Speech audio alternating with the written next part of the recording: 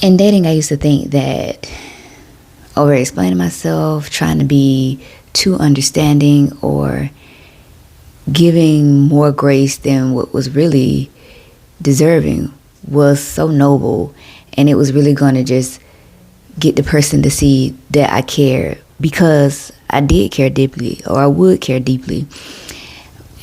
Sometimes it was that, and then sometimes it was due to my ego. And when I say my ego, I mean in the sense of thinking that, oh, I was the exception. Ain't no way someone is gonna do me like this or like that. But what I learned was that there's no amount of grace or understanding or thinking you are the exception that is gonna override when something is just misaligned or not right for you. So that's what I'm going to be talking about in this video. Naming some patterns that I can see in hindsight when it came to when I was dating, and what I'm going to start doing moving forward when I decide to start back dating.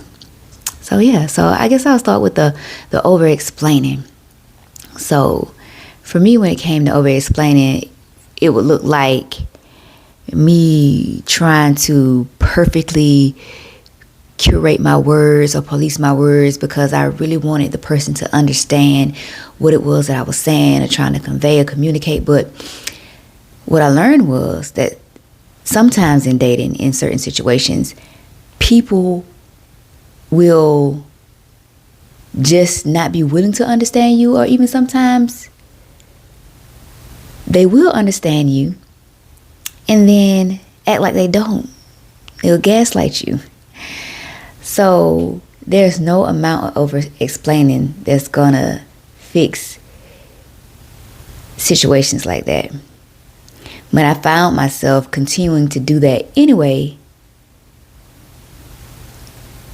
even when I knew, because I cared, and I care deeply, and I never want anyone to feel like I don't hear them, I'm not listening, or I don't understand. And then I didn't want them to not understand me, because I felt like them not understanding me would translate to them that I didn't care. But what over explaining does is it leads to you carrying all the emotional labor, especially when you have to do all the things that I just described. So then the way it showed up for me when it came to trying to be so understanding, it's like, oh, they didn't mean it that way. Oh, no, what they did, they couldn't have meant this by what they did. Like if it was something negative, it's like you rewrite the meaning, even though they clearly showed you what they meant by it. It let me see that I wasn't ignoring the red flags. I was just reinterpreting them through the lens of understanding so that I could make them green.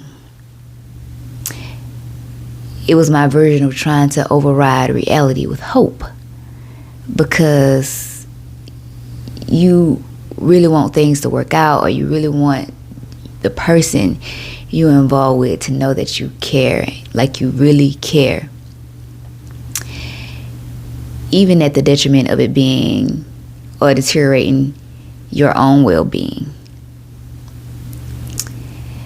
The way the pattern showed up for me in extending more grace than what was deserving was that when I stopped ignoring the red flags and decided to start calling them out, if the person would get upset with me or not want to take accountability for how those red flags were affecting me, then I would just be like, oh, they're working through it, it'll change, let me just give them grace. But I've come to realize that giving grace don't allow people to self-reflect to see how they can treat you better simply because you decided to give them grace or forgive them for a mistake they made. But it can sometimes translate to them as, oh, I can just be this way, don't grow, don't evolve, don't really have to repair the damage that has been done, and you will still be there. And before I started to grow or really care about myself, that used to be okay. That way of thinking used to be okay. It used to be acceptable. But the older I get and the more I learn about what I truly have to sacrifice when it comes to being in a relationship with someone, I'm seeing that that's not acceptable. Because there's some studies that show that women, on average, shave off about 10 years of their life when they are coupled versus when they're single. They live longer. And since becoming aware of that information, I've decided that if I'm going to be in a relationship with someone and I have to risk the possibility of me shaving my 10 years off my life, they have to be worth it. It has to be worth it. And I'm willing to sacrifice in that way for someone who is worth it. So, yeah, I kind of feel like I veered off a little bit back to, I want to go into a little story time about how I almost caught myself going back into a pattern by trying to be understanding of something and give grace for something. So, anyway, I was a few months ago, I think back in November, I went out dancing with a homegirl, and this guy, he came over to the table and he started talking to both of us. At that point, I couldn't really tell, if he was interested in her or me. He was giving both of us the same amount of energy. So it was no pressure, like just casual conversation, good conversation. And so after when he gets ready to leave, he gets up from the table. That's when he says something I can't remember the exact words, but it was something to the effect of, and he was talking to me. He was saying, I would like to get to know you more. Here's my number.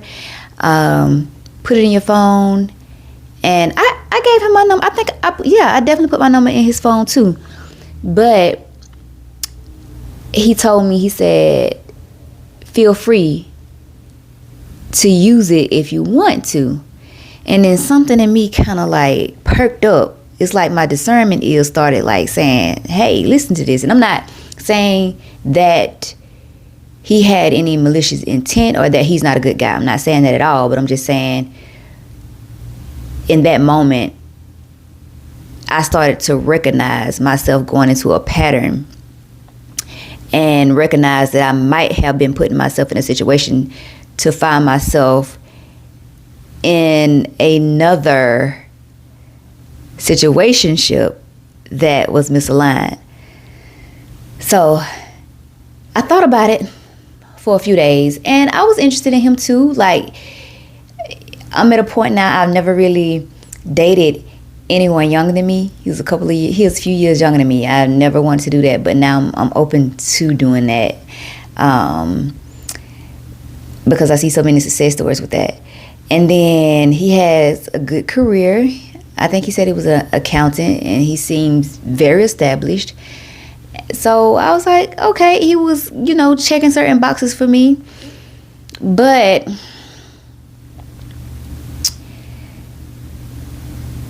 that moment, the energy of him saying, you can call me if you want to. For me, that felt like chasing a little bit. And I'm the type of person, I believe in pursuing and not chasing. And I'm kind of traditional in the sense when it comes to that. So I feel like a man should pursue the woman, not chase. And because a lot of people ask me what's the difference between chasing and pursuing, I'll just talk about it briefly just for, context and clarification. But for me, chasing gives off the energy of desperation. And I don't ever want a man to chase me, and I don't ever want to make a man feel like he has to. And pursuing, for me, gives off the energy of intention. I'm going to show you that I'm interested, but I'm doing it in a way to let you know that I'm self-assured. So if I show that you are interested, I'm willing to do that to see if you also have mutual interest in me. But I'm also willing to go on about my business if I see that you're not as mutually interested in me as I am in you. So that's the difference for me. So traditionally, I believe, the man should show interest. And another reason why I believe in the man pursuing is because if he pursues me and I am equally interested, I know that I am a multiplier and a mirror. Whatever that man gives me, I'm going to give back to him times 10. But he has to be the one to plant the seeds. And biology shows that. And not to get too graphic here, but when a baby is being made, a man is planting a seed, and the woman nurtures and births that seed. So you can see that biblically if you are a person of religion, and you can just see that simply by biology. And I like that because I don't believe in going out of the natural way of how we're supposed to operate. So I'm a multiplier and I'm a mirror. Whatever a man plants into me, I am going to give him back time 10. And it's going to be my pleasure to do so. But I'm also going to reflect back to him what he's showing me of himself. And I'm in this season of my life and beyond, I'm not going to put myself in a position where I am multiplying back someone who's planting desperation because they're coming with the energy of chasing. And I'm not reflecting back to you the parts of yourself that can be improved if you're not a growth-minded person. So that's what I'm learning about myself when it comes to dating. And until I really allow myself to get back out there and immerse myself in it. Did I say that word right? I don't know. I'm country. Y'all know what I mean.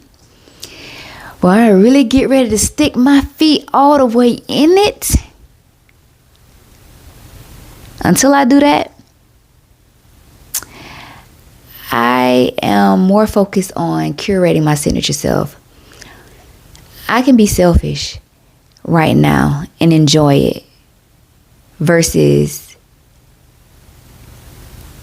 how it is when you're in a relationship. Like, you have to be of service, and I want to be of service to my man.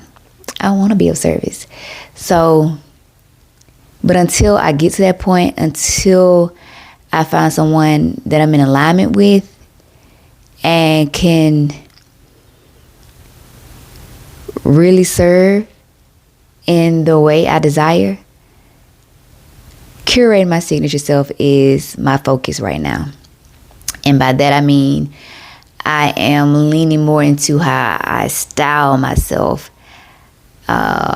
trying different perfumes to see what really speaks for me without me having to, like, really curating that vibe. Like, and doing so with accessories and all that, because I like styling. Like, even when I'm doing it effortlessly, that's one thing that people always stop me and say something about. Like, even when I just throw on something casual, like, people act like I really just did it down, or ate it up. So I'm leaning more into that because I already enjoy it. It's already one of the first things that people notice about me. So I'm just leaning more into that, the embodiment of showing up authentically through my style, my presence, until I meet someone. And also, I have resolved within myself that if I never do, I'm okay with that, because I feel like it's still be a win regardless. If I get in a relationship, I'm risking the possibility of shaving 10 years off my life. But I'll be willing to do that if the trade-off is I get to spend the remainder of my life with someone that I love and care for deeply, that also loves and cares for me deeply. But if it's just meant for me to be uncoupled for the rest of the time that I have here on earth, that's okay too. Because, baby, I enjoy me. I thoroughly enjoy me. So I see either way is a win. Coupled, uncoupled, either way. And I'm cool with that. Like, truly. So if you noticed or seen yourself in any of the patterns of the things that I just named here, let me know in the comments. Or if there's some patterns that you've noticed about yourself that weren't mentioned here, feel free to share that in the comments too. Somebody else may be able to resonate with something you share. I am about to end this video, but before I do, my name is Latrice. Here's where I think out loud, reflect honestly, and name patterns that keep us stuck. If anything here resonates with you, feel free to take what you need and leave what doesn't. And I'll be back tomorrow.